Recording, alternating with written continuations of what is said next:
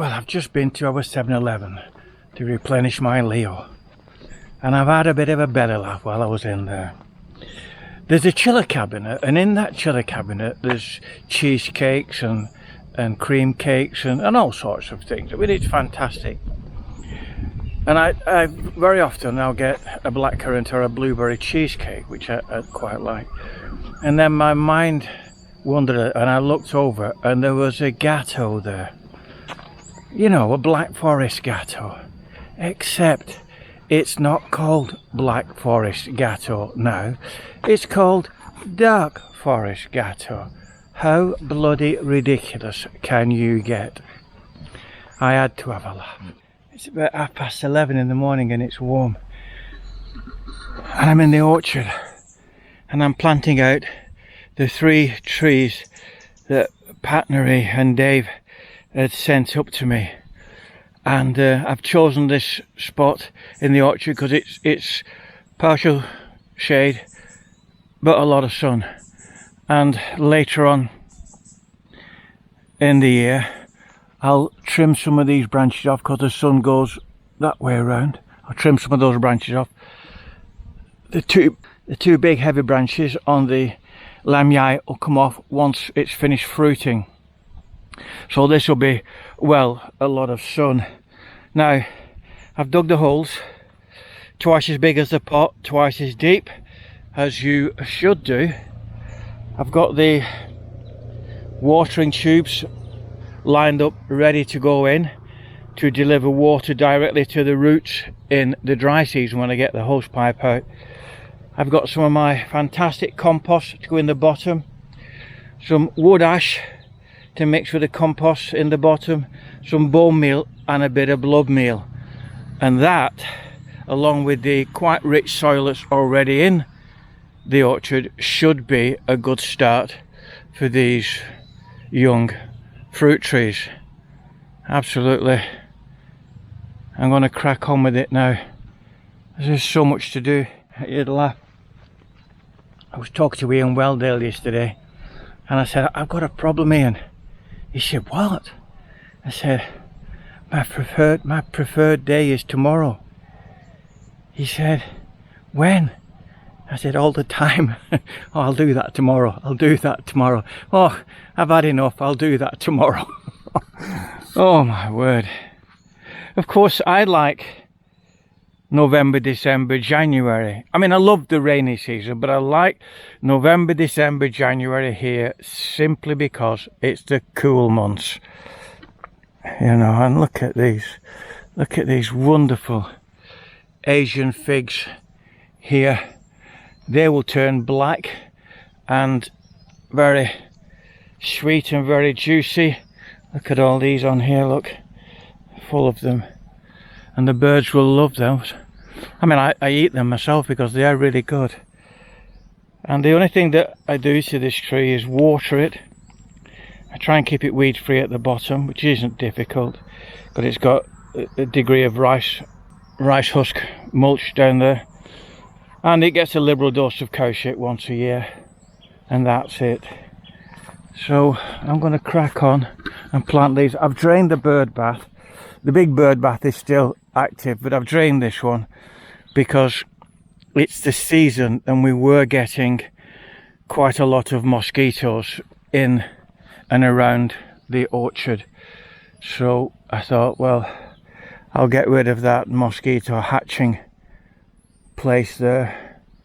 And I mean, every so often in the rainy season, if anybody, malaria is quite rare here, but if anybody comes down with malaria, the local government are on it like a rat up a drain.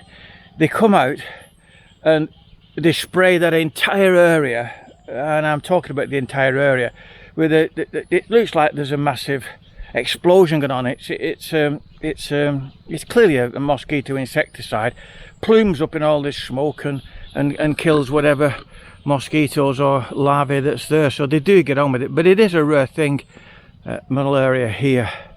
May had it once when she was a child, but never since. And but you just don't want the uncomfortableness of a mosquito bite, do you? No, you don't.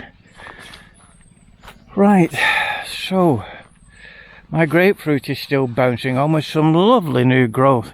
Look at this. Come on, you bugger, get some flowers on and get some fruit. You know, my other trees, my macadamia 1, 2 are putting on new growth. My curry tree is putting on new growth.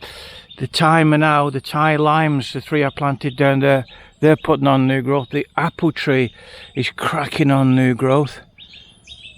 And the one that died from here,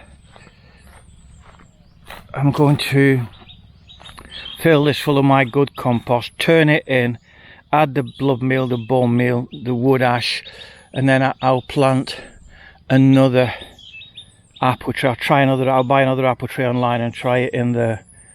That's what I'll do. And you can see the yellow. She was out yesterday with a spray. Oh, I hate it when she gets that bloody spray out. I really hate it. I have really no time for it. It makes me angry. And this, she's not sprayed this, look, and this is Mimosa pudica. That needs to come out, but she's not sprayed that. I don't know. So I've trimmed this tree down quite a lot to bring some more light here. I've trimmed some limbs off that. I've trimmed some limbs off that one and felled the dead trunk of this. There was 3 trunks. 1, 2, 3. This one's still alive. This had died. So felled this, chopped it into 2 meter lengths. Ready to go up there and be cut up, ready for the winter for firewood. And just cracking on.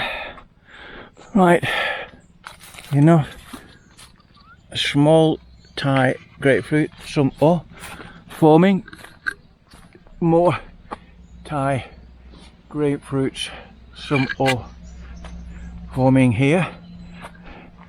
This tree's got going at last. It's taken a few years. Some of those branches are coming off. As I said, a good bit of those are coming off.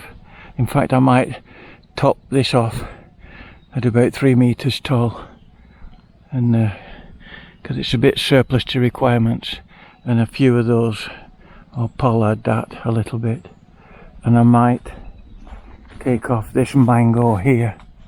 I might take off that branch there, and the one next to it, take some weight off that again to let the afternoon sun come through, and a bit of this.